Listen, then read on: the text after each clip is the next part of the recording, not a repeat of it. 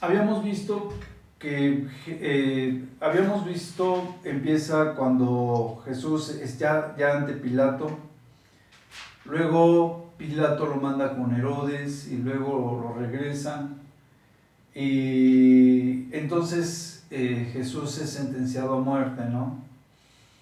Y platicábamos que en este proceso se veía una vez más que la gente que estaba en el pueblo, que la gente que lo rodeaba, que la gente que los mismos, los escribas, los fariseos, los sacerdotes, tenían ese conocimiento de que iba a venir el Mesías y de que iba a sufrir el Mesías, y aún así no lo reconocían, ¿no?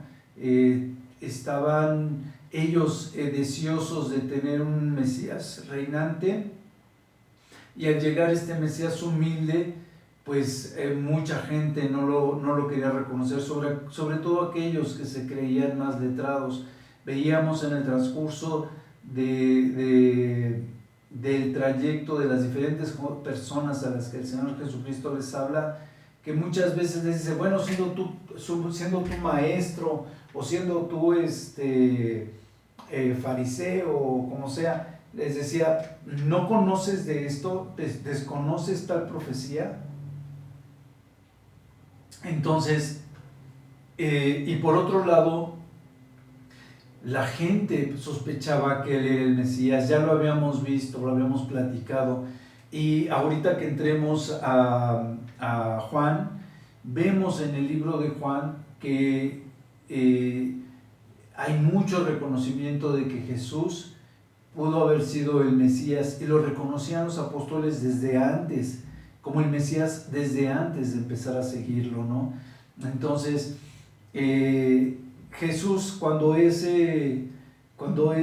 sepultado, decíamos que en el momento en que Él les avisa que va a ser sepultado y es capturado, es muerto, las mujeres van a ungirlo al sepulcro. Y ya habíamos platicado pues que le habían dado un sepulcro de rico, cuando así como estaba profetizado, ¿no? Que no siendo el digno, no teniendo medios, había sido profetizado que iba a ser sepultado en un sepulcro. Creo que estaban las dos profecías, que iba a ser sepultado en un sepulcro nuevo, y por otro lado que iba a ser sepultado en un sepulcro de ricos. Entonces, viene lo de la primera semana, lo empezamos a ver en el capítulo 24, cuando viene la resurrección. Entonces, cuando vienen las mujeres, estábamos platicando que las tumbas las cerraban con unas piedras redondas de aproximadamente 1.5 metros a 2 metros de altura las piedras, y que pues eran súper pesadas, estamos hablando de toneladas de peso generalmente, y que mínimo 1 tonelada más o menos, ¿no? Poco más, poco menos, por el grueso de la piedra y por el tamaño. Nada más que como eran redondas, pues las podían rodar en ese canal que generalmente había en las tumbas, como se muestra en la tumba o en algunas de las tumbas que están todavía en Israel. Entonces platicábamos que está el centro de Jerusalén se divide en tres montes. Es el monte de Sión, el monte Moriat y el monte de los Olivos. Y en el monte Moriat es donde está edificado el templo. Y en la parte de atrás del templo, o sea, el monte de los Olivos está casi enfrente del templo. Desde ahí, lo que quedó del templo, desde ahí es de donde se ve ahorita la mezquita y demás. Entonces, en la parte de atrás del muro perimetral que existía en aquel entonces, era donde estaba el Gólgota. Y por ahí, más o menos, tengo entendido que estaban también las tumbas, como la tumba que decíamos, que ahora los judíos dicen, no, es que esta fue la tumba del Señor Jesucristo. Y comentábamos algo muy singular, que los judíos, siendo que lo consideran en el Talmud, lo consideran la bestia, aún así tienen para el turismo una tumba expuesta donde dicen que esa es la tumba donde estuvo el Señor Jesucristo, ¿no? Entonces, para el turismo, para traer a todo el mundo cristiano de todas las religiones que creen en el Señor Jesucristo como Salvador hacia la tierra santa, ¿no? Entonces, ¿qué es Judá? Judá, decíamos que era Judá, y ahí mismo en el centro de Judá es donde estaban estos 3 montes, y es donde está ahorita actualmente la mezquita. Se supone que es Judá o Judea, donde está esto. ¿Por qué lo digo? Porque cuando hablamos de profecías y demás, algunas profecías dicen que el Señor Jesucristo va a posar sus pies sobre el monte de los olivos, y otros dicen que es sobre el monte de Sión, algunas de las profecías. Entonces, pero los dos están en el mismo lugar. Entonces, cuando el Señor Jesucristo les da la profecía, dice la Biblia que Él está sentado frente a este templo, ¿no? Lo que había entonces estaba todo el templo, y decíamos que el templo fue derribado en el año 70 después de Cristo, casi 40 años después de que el Señor Jesucristo muere. Entonces, ¿por qué doy todo este contexto? Para que nosotros nos imaginemos cada vez más cómo están, o dónde fueron los hechos, o dónde fue lo de la tumba, y cómo se fueron cumpliendo todas las profecías que estaban sobre el Señor Jesucristo hasta este momento, que era lo que estábamos platicando. Que al llegar en este momento, cuando el Señor hace la oración en el Gólgota pidiendo que pase de Él esta copa, Él estaba sufriendo, Él sabía que venía un sufrimiento bastante fuerte, un martirio, que iba a ser flagelado y otras cosas, y entonces el Señor Jesucristo pide pasar esto, pero se dice que hay alrededor de unas 300 profecías o más que hablan sobre el Señor Jesucristo, lo que quiere decir que si 150 profecías hubiesen sido escritas sobre el Señor Jesucristo cuando viene como el Mesías humilde, pues eran demasiadas profecías como para ya no cumplirse, ¿no? Y se tenían que cumplir totalmente, porque el Señor Jesucristo vino, dice la Biblia, ¿no?, que se hizo obediente hasta la muerte y muerte de cruz, y por eso mismo Él se hizo hombre, ¿no? Se permitió ser, después de ser semejante a Dios, se hace hombre para poder pasar por este proceso. Entonces, una vez que vamos a empezar, ya cuando las mujeres lo ven a los ángeles, y los ángeles le dicen que Jesucristo ya resucitó y demás, entonces entramos a cuando van en el camino de Emaús, 2 de ellos, ¿no?, 2 de los apóstoles. Entonces, esta parte ya la vimos, pero es precisamente lo que quedó como preámbulo antes de lo que vamos a seguir estudiando. Entonces, el punto es que mucha de la gente decía que el Señor Jesucristo era el Mesías, un gran profeta, Elías, pero muchos de ellos estaban conscientes en cierta forma de que Él podía ser el Mesías, por varias cuestiones que vamos a ver en el principio precisamente del siguiente libro, y es muy importante porque eso hemos visto evangelio tras evangelio tras evangelio, que a veces se le amontonaban, lo estrujaban, querían recibir la sanidad y demás, y muchas veces no vemos la Biblia desde ese punto de vista. El Señor Jesucristo a veces no podía ni entrar a las ciudades porque no le permitían entrar, estaban afuera esperándolo. Y todo esto que platicamos, pues todo eso lo dice la Biblia, nada más que hay que leerla a detalle para ver todos esos detalles, ¿no?, que es lo que hacemos aquí. Entonces, y aquí es donde entra esta parte, ¿no? Entonces, voy a leer un poquito de esto, porque ya lo leímos, nada más para... Van 2 de ellos hacia la aldea que se llama Emaús. Entonces iban hablando entre sí de todas las cosas que habían pasado. Y mientras ellos iban en el camino se les aparece el Señor Jesús, ¿no? Y como ellos no lo reconocen. Y entonces el Señor Jesús les dice, ¿qué pláticas son estas que tenéis entre vosotros mientras camináis? ¿Y por qué estáis tristes?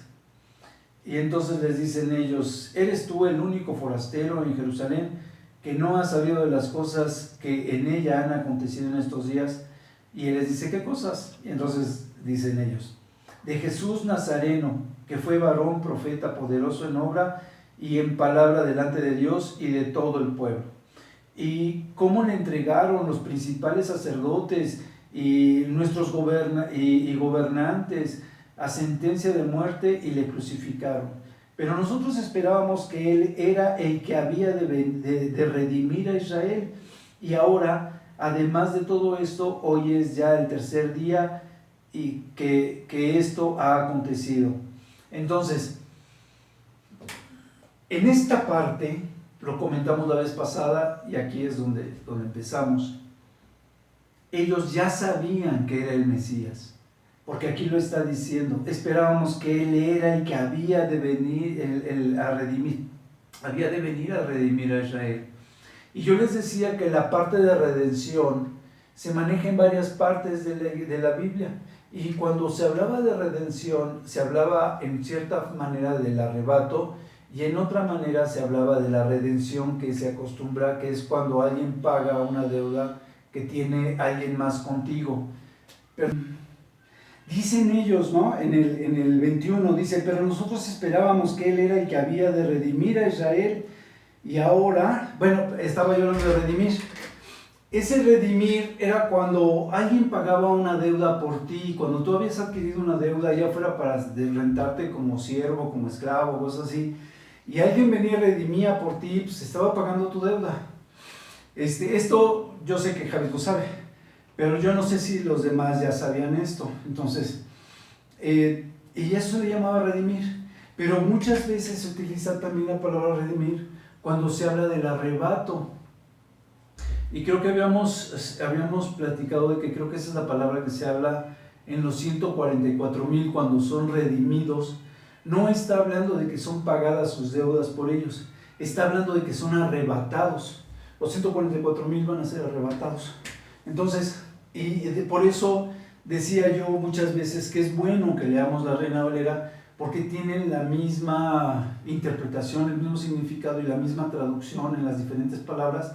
Y así cuando vemos esa palabra de redimir, por ejemplo, ahorita, y la vemos cuando está hablando en otra de Lucas, cuando son arrebatados, si no me recuerdo, hay otra cita de Lucas, y hay otra cita de los 144,000 que habla del arrebato, entonces ya podemos asociar la palabra con el arrebato. Entonces, decía yo, que él les dice, ¿no?, que venía a salvarlos de sus pecados, que venía a redimirlos. Entonces esta es una muestra más donde se ve que Él estaba siendo considerado como el Mesías, pero y por otro lado ellos, ya lo hemos comentado, sabían de las profecías, y ahorita lo van a ver.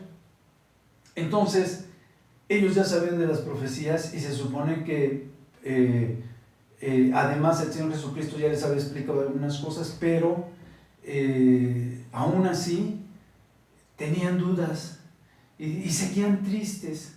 Ellos mismos, dentro de su misma humanidad, aparentemente no alcanzaban a entender qué estaba pasando porque todavía no tenían la unción del Espíritu Santo. Entonces, al no tener la unción del Espíritu Santo, habían estado con el Señor Jesucristo, habían estado en una relación, pero no habían sido llenos de ese Espíritu, ¿no?, de ese discernimiento del Espíritu. Y sobre todo, yo creo que cuando el Señor Jesucristo estuvo con ellos 40 días, como que les dio un poquito más de panorama general, como para decirles, mire, esto que se había platicado de las profecías es lo que ya se cumplió, y esto que no se cumplió de las profecías es lo que falta por venir, ¿no? Entonces, para el Mesías reinante. Entonces, y por eso es que ellos estaban extrañados. Ellos esperaban el Mesías reinante, se había terminado el tercer día, y como tenían mezcladas las profecías, No podían entender cómo es que si el Señor Jesucristo ya había resucitado, todavía no se les había presentado, no había venido con sus ángeles y no había habido un arrebato de todo Israel. Ya me expliqué, esa redención en parte era el pago de sus pecados, pero por otro lado era ese arrebato que ellos estaban esperando. Entonces dicen, no entendemos, ya es un tercer día. Y entonces dicen, en el 22 dice, aunque dice, bueno, y ya lo leí, es el tercer día, ¿no? Que ya pasó el tercer día de la resurrección que ellos estaban esperando, con esa venida del Mesías que ellos estaban esperando. Y dice, aunque también nos han asombrado unas mujeres de entre nosotros, las que antes del día, cuando estaba amaneciendo, fueron al sepulcro, y como no hallaron su cuerpo, vinieron y diciendo que también habían visto visión de ángeles, y los mismos ángeles les dicen que él vive, ¿no? Dice, y fueron algunos de los nuestros al sepulcro, y hallaron así como las mujeres habían dicho, pero a él no le vieron. Y ya sabemos, hemos visto en los diferentes evangelios cuando sale corriendo Juan por delante y lo va siguiendo Pedro, ¿no? Y que Juan llega hasta la puerta y Pedro se mete hasta la cocina. Entonces él les dice, fíjense, les dice, oh insensatos y tardos de corazón para creer todo lo que los profetas han dicho. ¿Ya ven cómo se estaba profetizado? Ellos ya habían recibido la profecía, pero no la habían entendido todavía. Fíjense, les dice, oh insensatos. Ya había estado con ellos durante 3 años como sus apóstoles. Y entonces les dice que son tardos de corazón. Les dice, no alcanzan a entender. Les dice, para creer todo lo que los profetas han dicho. O sea, las profecías ya habían determinado cómo iba a venir cada cosa. Entonces, ellos estaban tardos de corazón porque aunque en cierta manera podían conocer la profecía y la dominaban, no habían alcanzado a comprender en qué momento o cuáles eran las profecías que ya se habían cumplido y cuáles faltaban por cumplirse. Y entonces les dice el Señor Jesucristo, ¿no era necesario que Cristo padeciera todas estas cosas y que entrara en su gloria? Entonces, recuerden que cuando una de las Marías quiere tocarlo, él le dice, no, espérame, no he oído al Padre, no puedes tocarme. Entonces, a eso se refería. Hay otras partes de la Biblia que dice que bajó al seno de Abraham por los que no habían conocido de la palabra de Dios para llevarlos arriba al cielo, ¿no? Entonces dice, y comenzando desde Moisés, fíjense desde qué punto está narrando él las profecías que hablaban sobre la venida del Señor Jesucristo. Desde Moisés y siguiendo por los profetas, y después de pasar por los profetas, declaraba que estaban declarados en todas las escrituras. Y más adelante vemos que también menciona de los salmos. Ya habíamos platicado de que muchas veces están en escrituras que a veces nosotros no pensábamos que no tenían ninguna relación con respecto al Señor Jesucristo. Es aquellas profecías de las cuales estamos platicando, que son como 300 profecías que se han cumplido. Bueno, 150 profecías, por decir algo. Entonces, dice que estas profecías, el Señor les empieza a decir en el camino de que las profecías que hablaban del Señor Jesucristo y todos los detalles que coincidieron con su venida y el tiempo que estuvo aquí, cómo los estuvo capacitando y demás, desde creo que vimos la vez pasada el camino, ¿no? Que decíamos que era no sé de cuántos estadios, algo así, y que calculábamos que era alrededor de 40 kilómetros, si no mal recuerdo. Bueno, el caso es que en ese camino, en ese trayecto, él les va mencionando todas las profecías que ya hablaban de él, desde Moisés, pasando por los profetas y pasando por los salmos, ¿no? Aquí no dice de los salmos, lo dice más adelante. Entonces, ese es el punto, que el Señor les aclara todo, pero antes sí los dice que son insensatos y tardos de corazón para creer y para entender todo lo que les había dicho ya él antes y todo lo que los profetas y demás habían dicho desde antes. Entonces, cuando ellos llegan a la aldea donde iban, él les hace pensar que va a ir más lejos y ellos le invitan a quedarse, ¿no? Y entonces, cuando él toma el pan y lo parte y lo bendice, se abren sus ojos y en ese momento pues parece que se desaparece de su presencia, ¿no? De su vista. Entonces, y entonces ellos empiezan a platicar y se decían uno al otro que pues claro, que se encendían sus corazones cuando el Señor les estaba develando que efectivamente Él era el Mesías, que Él era el Hijo de Dios y que ya había resucitado y demás, y ellos al darse cuenta de que Él era el Señor Jesucristo, o sea, cualquiera que hubiera estado en esa posición, cualquiera que hubiese estado en esa situación, pues claro que hubiera ardido su corazón, simplemente con que le hubieran estado aclarando la palabra de Dios, ¿no? Es como si a nosotros viniera el Señor Jesucristo y nos dijera, ¿cuándo va a ser su venida? Con todo lujo de detalles y lo que podemos esperar y cómo debemos, o sea, dicho por boca del Señor Jesucristo todos los detalles, sería fantástico, ¿no? Cualquier duda que tuviéramos la podríamos esclarecer. Entonces, se levantan en ese mismo momento y se van otra vez a Jerusalén, ¿no? Entonces, habíamos platicado, les describí brevemente que en Jerusalén, que era Judea, que era Judá, es donde están los tres montes, que es donde está el templo y que ahí estaba la tumba y el Gólgota y demás. Entonces, decían en el 34, ha resucitado el Señor, verdaderamente ha aparecido a Simón. Entonces ellos contaban las cosas que les había acontecido en el camino y cómo le habían reconocido al partir el pan, ¿no? Ok, hasta ahí fue donde nos quedamos la vez pasada, nada más que ahorita lo volví a retomar y volví a aclarar algunas cosas que tal vez no habíamos comentado y otras cosas que tal vez se me olviden que hubiéramos comentado en la clase pasada, pero estamos retomando para empezar esta parte. Entonces, se les presenta el Señor Jesucristo. Se dice en algunas predicaciones que como en ese momento estaban persiguiendo a la iglesia o como en ese momento ellos habían huido y demás, estaban temerosos y que en muchas de las ocasiones pues estaban a puerta cerrada, estaban encerrados. Entonces se dice que cuando se les aparece el Señor Jesucristo, pues, realmente no... seguramente ellos estaban encerrados, es lo que quieren decir muchas veces, ¿no? En las predicaciones. Y dice, se les aparece, dice, ¿por qué están turbados y vienen a vuestro corazón estos pensamientos? Mirad mis manos y mis pies, yo mismo soy, palpad y ved, porque un espíritu no tiene ni carne ni huesos como ves que yo tengo. Entonces el Señor Jesucristo les hace una demostración palpable de que Él había sido resucitado, ¿no?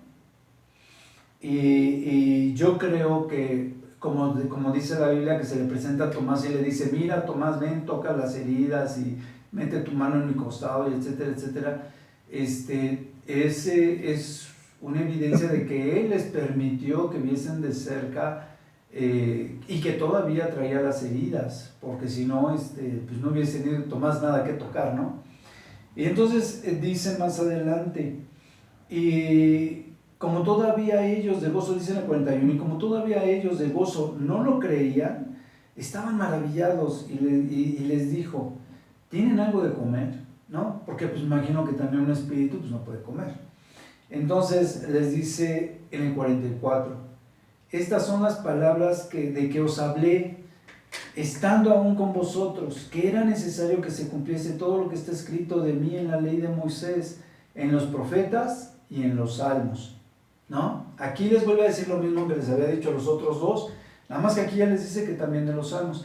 Y hemos visto muchas veces que hay profecías que hacen referencia a las citas bíblicas de los salmos, que comentábamos, ¿no? Cuando nosotros leemos los salmos o leemos la Biblia, Si tiene una referencia clara que ya conocemos, pues sí la identificamos como una profecía. Pero hay cosas que son tan vagas que no, como cuando habla de que Jesucristo va a ser vendido por las 30 monedas de plata, que a veces si no lo lees con esa asociación que trae la Biblia con respecto a la venta del Señor Jesucristo, no te imaginarías que está hablando, al leer los salmos, que está hablando de esa profecía cumplida.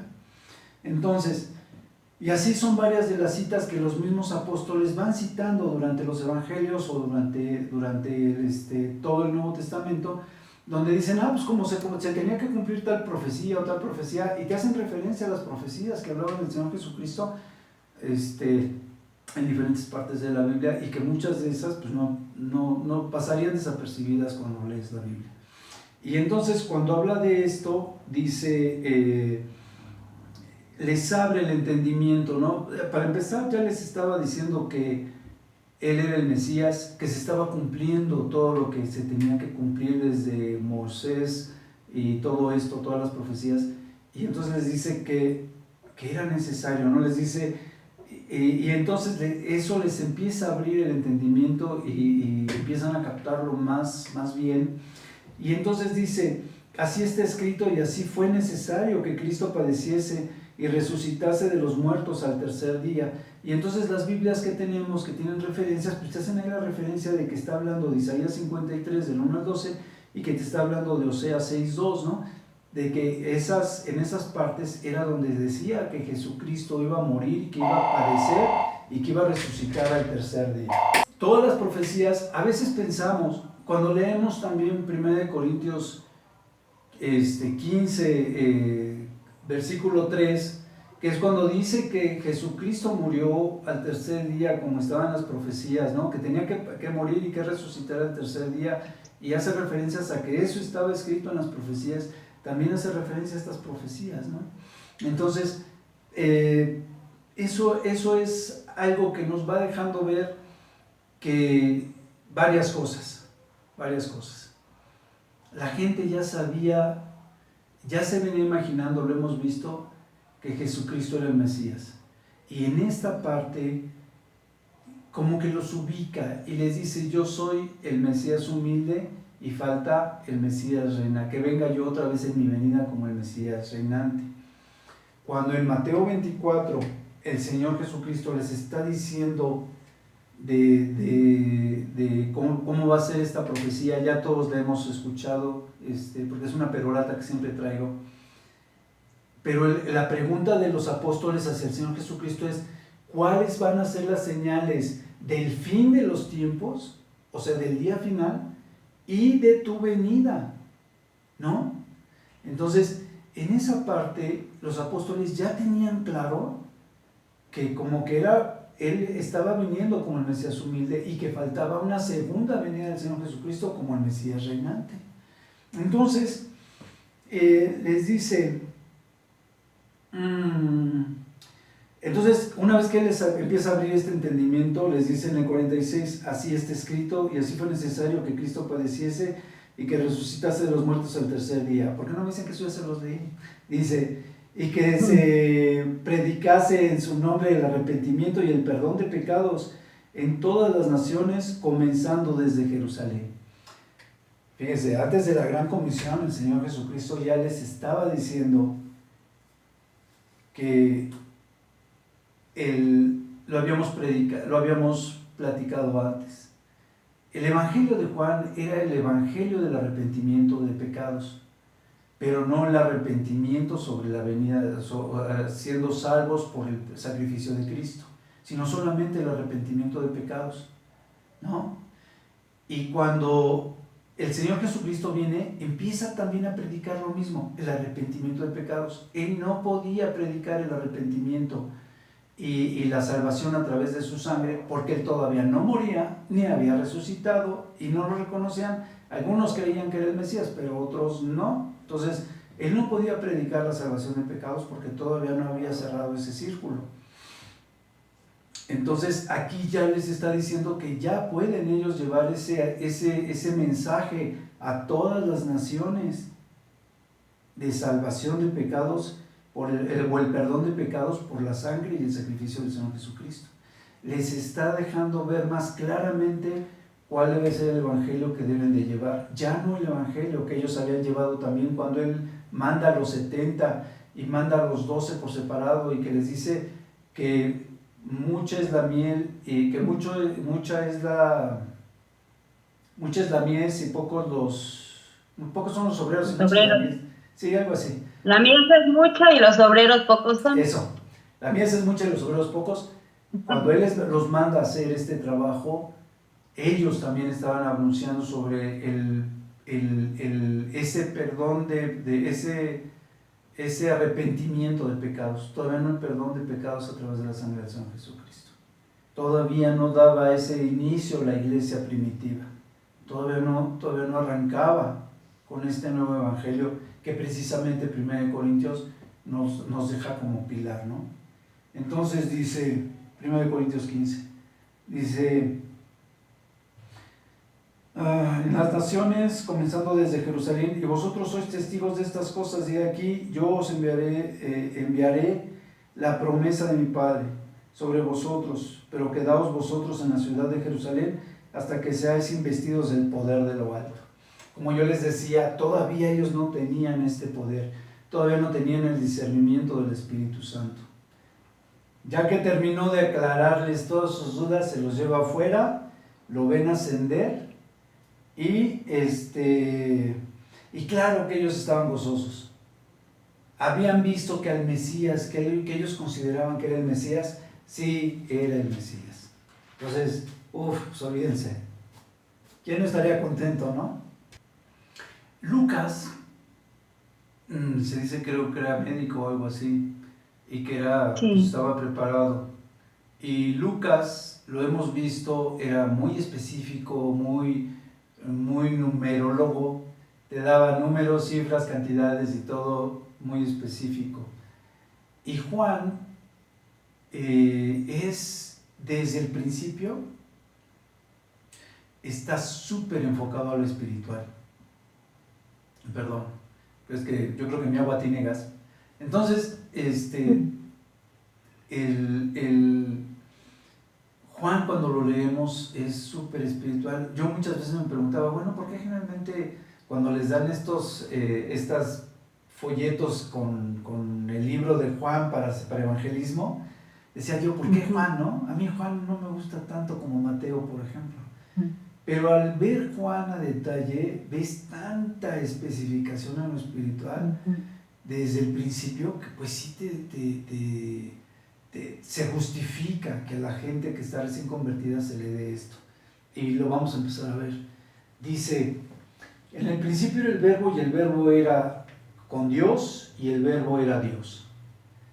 Aquí es una de las partes que más confirman que el Señor Jesucristo era el verbo de Dios, el Hijo de Dios, ¿no? El Mesías que iba a venir. Entonces, y después confirma que todo fue creado por Él. Dice, en el principio solamente estaban ellos dos, claro, y el Espíritu Santo, que ya saben todos que pues es parte del mismo Dios, ¿no? Eso ya después se va viendo. Lo hemos visto de varias maneras, que el mismo pueblo judío pues sabía de eso, de la parte espiritual de Dios. Entonces dice, y lo mismo dice en Juan 4 de 25 al 29, ¿no? Que el verbo era con Dios y que el verbo era Dios. Y después dice, era en el principio con Él, con Dios. Desde el inicio Jesucristo estaba haciendo parte de la Trinidad de Dios. Todas las cosas por Él fueron hechas. Mucha gente ignora que Jesucristo es el que creó, es el creador de todo el universo, que es el creador de la humanidad. Por eso cuando Dios dice, hagamos al hombre a nuestra imagen y semejanza, seguramente se estaba refiriendo a las tres personas de la Trinidad. ¿Ven? Y específicamente a quien le toca esa tarea, pues es la tarea de darnos forma, cuerpo, era la tarea del Señor Jesucristo. Y yo creo que la tarea del Espíritu es darnos el Espíritu de vida, ¿no? Además del Espíritu Santo como es. El Espíritu cuando morimos regresa a Dios. Entonces yo creo que es parte de lo mismo, se califica con la misma palabra muchas veces. Es una esencia y en cierta manera es tiene diferentes personalidades, diferentes formas de manifestarse. Entonces, dice que y nada de lo que ha sido, sin Él, nada de lo que ha sido hecho fue hecho. En Él estaba la vida y la vida era la luz de los hombres. La luz en las tinieblas resplandece y las tinieblas no prevalecieron contra ella. Hubo un hombre enviado de Dios, el cual se llama Juan. Primero habla de la creación, ya vimos esa parte interesantísima de cómo Cristo es el creador de las cosas. Y después dice, y hay otros pasajes que ya leímos en los evangelios anteriores donde dicen que Jesucristo fue el creador, y lo vamos a ver de todas las cosas, específicamente habla del Señor Jesucristo, y lo vamos a ver más adelante, porque también aparece en el resto del Nuevo Testamento. Y entonces dice, hubo un hombre enviado, el cual se llamaba Juan, ¿no? Entonces, hablando de Juan, vino por testimonio, para que diese testimonio de la luz, a fin de que todos creyesen en él. Las profecías hablaban de que Elías iba a ser reencarnado en aquel que venía a ser el portavoz para la venida del Señor Jesucristo, y en este caso, cuando le preguntan a Juan mismo que si es Elías, él lo niega, lo vamos a ver más adelante. Y cuando al Señor Jesucristo le dicen, no era necesario que viniera Elías, dice, de cierto ya vino y nadie se dio por enterado, ¿no? Hablando y haciendo referencia al mismo Juan. Entonces, y esto lo comento porque ya se acuerdan ustedes, ya lo hemos platicado. Entonces, dice, vino para decir el testimonio de luz a fin de que estos creyesen en él. No era él la luz, o sea, Juan no era la luz, sino para que diese testimonio de la luz, aquella luz verdadera que alumbra todo hombre venía a este mundo.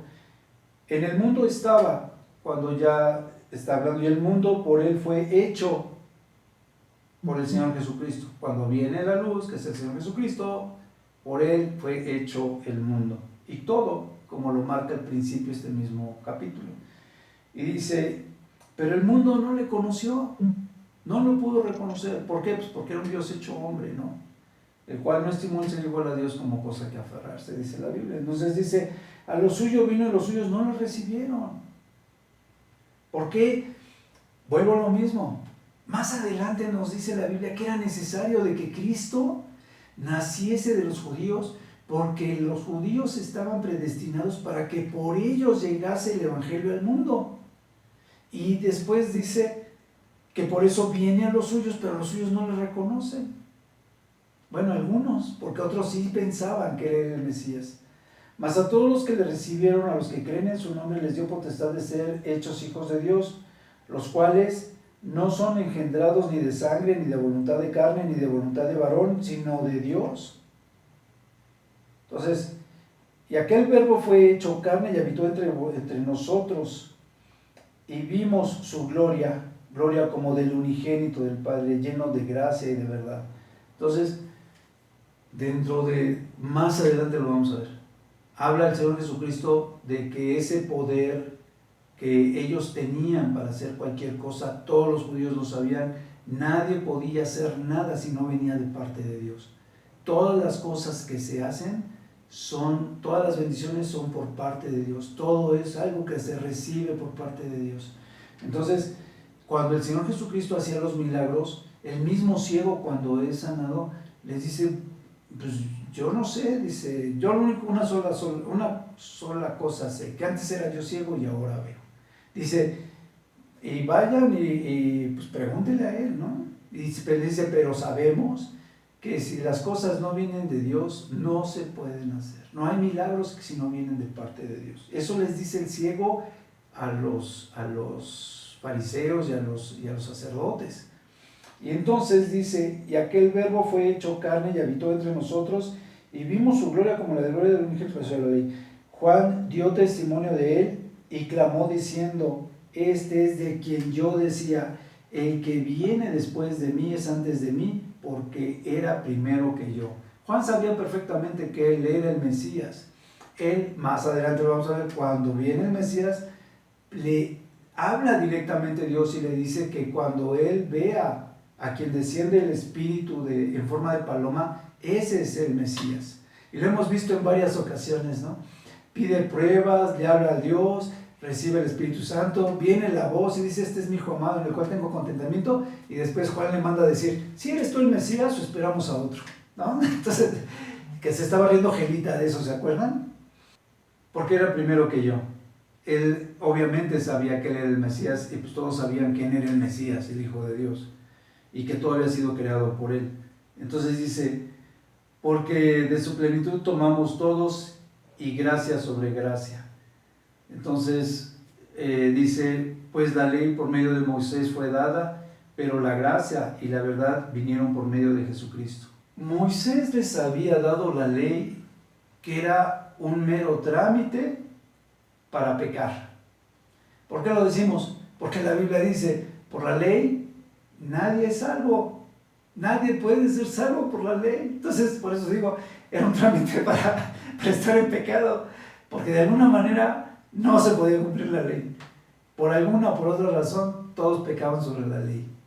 Cuando viene Juan, habla sobre el arrepentimiento de pecados, ya lo comentamos, pero cuando viene el Señor Jesucristo, la gracia que Él nos da y el don del Espíritu Santo, ya lo sabemos todos, no nos estoy reafirmando, y la gracia y el discernimiento del Espíritu Santo es el que nos permite estar en esa presencia de Dios, el que nos permite estar en esa esencia que Dios quiere, en ese conocimiento que les faltaba a los apóstoles y a muchos otros. ¿Por qué? Porque pues estamos plenamente seguros de la existencia de Cristo, plenamente seguros de la existencia de Dios, entonces, y de que somos salvos, que es lo más importante. Y esa gracia, aquí lo está diciendo, por medio de la gracia, la ley la trajo Moisés, pero la gracia y la verdad vino por medio del Señor Jesucristo. Ese conocimiento, ese discernimiento es el que ya viene a través del Señor Jesucristo, ¿no?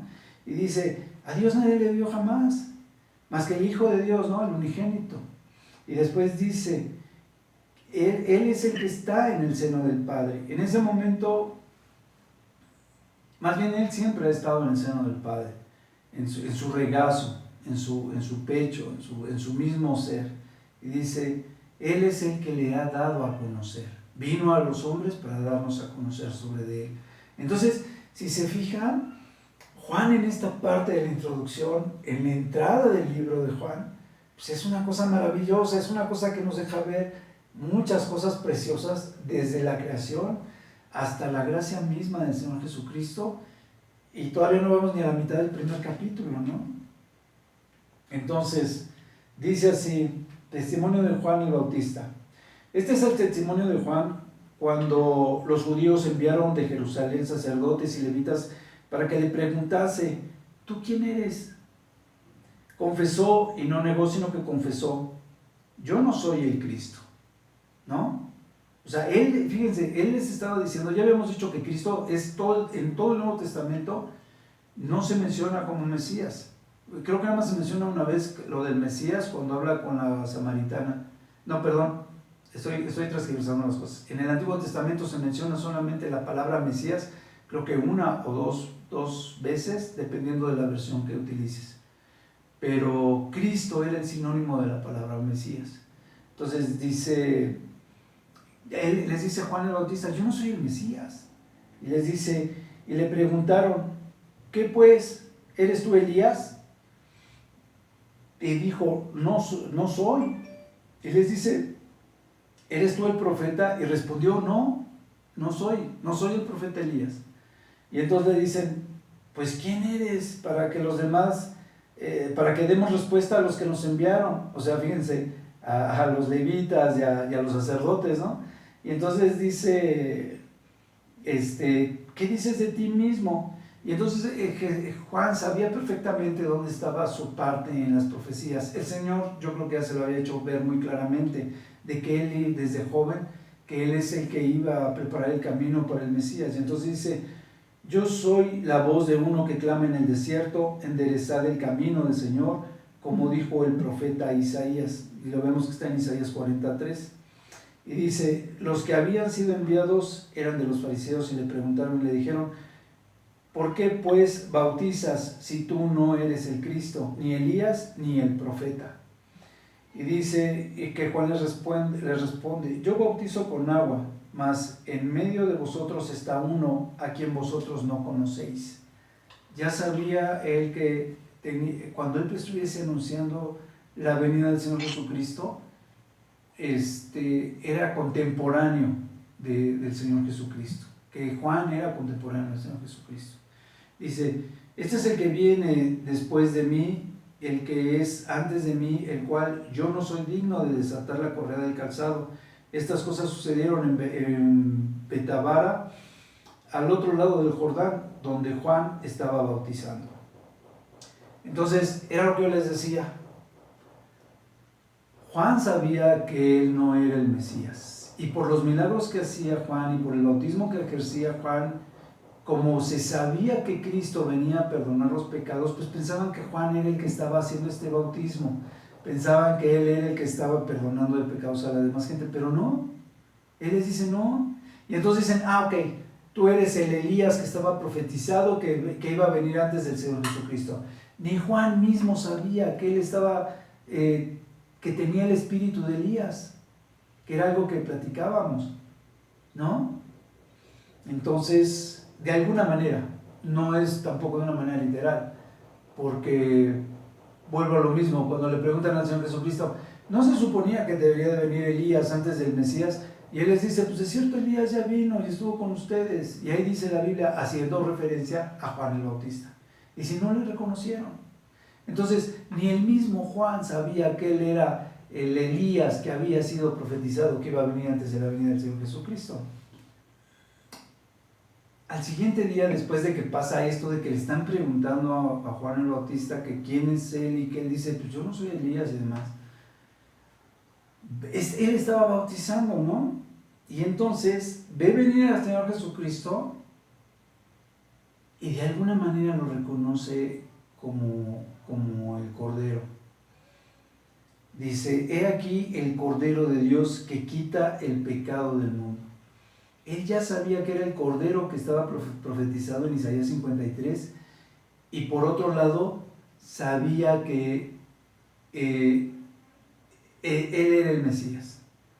¿Cómo lo sabe? Aquí no dice si primero se le paró la paloma o ya había visto que se le había encendido la paloma, pero aparentemente ya había pasado eso, porque cuando él lo ve, no lo conocía y demás, y cuando lo ve, y yo creo que se para la paloma sobre el Señor Jesucristo, es cuando él sabe que es el Mesías. Es la confirmación que aquí pasa algo padrísimo. Lo voy a leer porque si no nos perdemos. Dice después, dice en el 30, después, dice en el 30, este es aquel de quien yo dije, después de mí viene un varón, el cual es antes de mí, porque era primero que yo, y yo no le conocía, a pesar de que eran primos, y a pesar de que se llevaban una diferencia de 6 meses, Juan era 6 meses más grande que el Señor Jesucristo, a pesar de esa diferencia, parece mentira, pero Juan no lo conocía. Tal vez porque Juan, como se la pasaba en las montañas y demás, predicando este arrepentimiento y demás, tal vez desde joven había salido a hacer este trabajo, ¿no? Y Juan había sido reconocido también como profeta para el pueblo judío, y lo vimos más adelante. Bueno, lo hemos visto en los otros evangelios. Y entonces dice,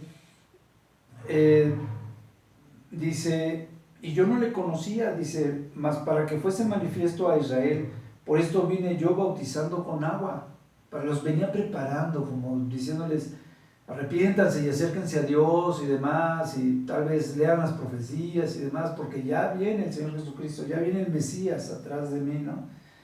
Y dice, también dio Juan testimonio diciendo, o sea, dentro de todo eso de que dice que él no le conocía al Mesías, dice, vi al Espíritu que descendió del cielo como paloma y permaneció sobre de él, ¿no? Era lo que ya le había dicho, y después vuelve a confirmar por qué la paloma era importante, por qué la paloma era el significado de que el Señor Jesucristo era el Mesías. Porque dice dice, ya me perdí, dice sobre de él, y vuelve a repetir, y yo no le conocía, pero el que me envió a bautizar con agua, aquel me dijo. Y esta es una parte muy importante que también quería platicarles yo. En esta parte, cuando nos detenemos un momento, nos damos cuenta de que ya sea que un ángel hablaba de continuo con Juan el Bautista y le decía qué tenía que hacer, o tal vez directamente Dios le decía qué debía de esperar o qué podía pasar, porque le estaba hablando en forma audible y le decía a Juan, el que tú veas que baja y desciende sobre de él la paloma, ese es el Mesías, ¿no? Entonces, y es lo que le está narrando en esta parte, que el que le había dicho también le dijo, sobre quien veas descender el Espíritu y que permanece sobre de él, ese es el que bautiza con el Espíritu Santo, ¿no?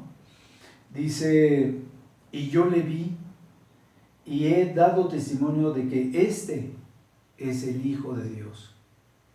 O sea, él ya sabía, ya había tenido ya le habían dicho, ya había tenido todas las señales, y ya sabía que al quien él había bautizado era el Hijo de Dios, ¿no? Era piedra en arameo y piedra en griego.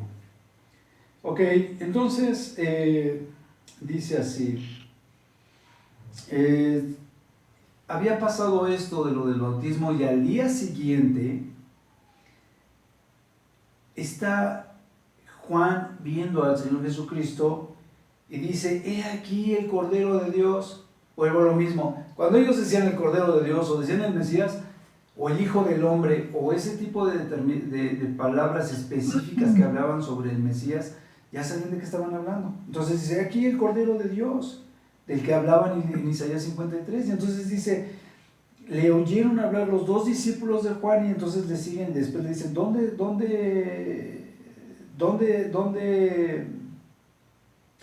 les dijo, ¿qué buscáis? Y ellos le dijeron, Rabí, que traducido dice, ¿dónde moras? ¿No? Y entonces el Señor Jesucristo le dice, vengan y vean. Y entonces vieron dónde estaba morando él y se quedaron con él aquel día porque era como la hora 10:00. Ya habíamos platicado que la hora 9 eran como las 3 de la tarde, la hora 10 deberían de ser como las 4 de la tarde. Entonces, dice, ya me perdí otra vez, aquí estoy. Andrés en el 40 dice, entonces Andrés, el hermano de Simón Pedro, era uno de los 2 discípulos que habían estado con el Señor Jesucristo, que habían oído a Juan decir que él era el Mesías. Y entonces va Andrés y le dice a Pedro, en primera de Simón, y le dijo, hemos hallado al Mesías, ¿no? ¿Se fijan? Esto sucedió antes de que Pedro fuese llamado por el Señor Jesucristo, antes de que Andrés hubiese sido llamado por el Señor Jesucristo, para ser pescadores de hombres. Entonces, cuando viene el Señor Jesucristo y le dice a Pedro, ven y sígueme y te haré pescador de hombres, o a los apóstoles, ya muchos de ellos le habían oído predicar, muchos de ellos ya le habían oído algunas palabras, ya le habían oído y le habían visto hacer milagros, y ya sabían también por parte de Juan que pues, él era el Mesías. Y entonces era más fácil seguirle, era más fácil dejar lo que habías aprendido a hacer toda tu vida, porque estabas siguiendo al Mesías, reconocido por tu maestro, en el caso de Andrés, ¿no? Y aconsejado por el hermano, en el caso de Pedro. Entonces, y entonces, además de que en la predicación de la barca, también antes de que el Señor los llamara, es cuando Pedro le presta la barca al Señor Jesucristo. Entonces también ya lo había oído dar sus mensajes y demás. Y entonces dice, y le trajo a Jesús, y mirándole Jesús dijo, Tú eres Simón, hijo de Jonás, tú serás llamado Cefas, que quiere decir Pedro. Esta es la parte que hemos visto y hemos comentado en varias ocasiones. Mucha gente ya lo identificaba como el Mesías y mucha gente lo seguía como el Mesías de sus apóstoles y a pesar de eso, cuando el Señor Jesucristo les pregunta, bueno, ¿quiénes dicen los demás que soy? No se lo sabían decir con certeza. Por ejemplo, Andrés le pudo haber dicho lo mismo que le dijo Pedro, tú eres el Mesías, ¿no? Pero no se lo dice Andrés, se lo dice Pedro. Aquí narra de que Felipe venía de donde venía Andrés y Pedro, seguramente porque pues o había escuchado las predicaciones también del Señor Jesucristo, o en un momento dado, tanto Andrés como Pedro le pudieron haber platicado a Felipe, y Felipe habla con Natanael y le dice, hemos hallado al Mesías otra vez. Entonces, es cuando él le dice, de Nazaret puede salir algo bueno, y entonces cuando Jesús viene a Natanael y se le acerca, dice, he aquí un verdadero israelita en quien no hay engaño. Eso habla de que Natanael estaba perfectamente capacitado con respecto a la ley, ¿no? Estaba preparado, seguía la ley y demás. Porque es el testimonio del Señor Jesucristo, y vamos a ver más adelante, donde dice que el Señor Jesucristo conocía a todos, en todos los detalles de todos, a todos los conocía el Señor Jesucristo, y eso lo narra la Biblia. Y entonces dice, en quien no hay engaño, y después le dice, ¿de dónde me conoces? Y él le dice, pues antes de que Felipe te llamara, cuando estabas debajo de la higuera te vi. Entonces él le dice, tú eres el rey de Israel, ¿no? Y le dice, porque te dije, te vi debajo de la higuera, ¿crees? Pues mayores cosas que estas vas a ver, ¿no? Le dice, de cierto te digo, o os digo, si se refería a todos, de aquí en adelante veréis el cielo abierto y los ángeles de Dios que suben y descienden sobre el Hijo del Hombre. Yo pienso que aquí está hablando sobre esos milagros, porque entonces él empezaba a hacer los milagros y cosas muy padres. Se ve que cuando pasan las bodas de Canaán, yo siempre pensé que las bodas de Canaán habían sido antes de su preparación de los 40 días y que para entonces sus discípulos no estaban, y pues si quieren adelantarse van a ver que los 12 discípulos ya estaban en las bodas de Canaán con el Señor Jesucristo. Entonces, está muy padre. El Señor Jesucristo les dice que cuando habla de los ángeles, yo me imagino que es esta acción de milagros y todo lo que hubo, todas las operaciones que hubo ahí, porque pues había mucho trabajo, mucho que hacer, ¿no?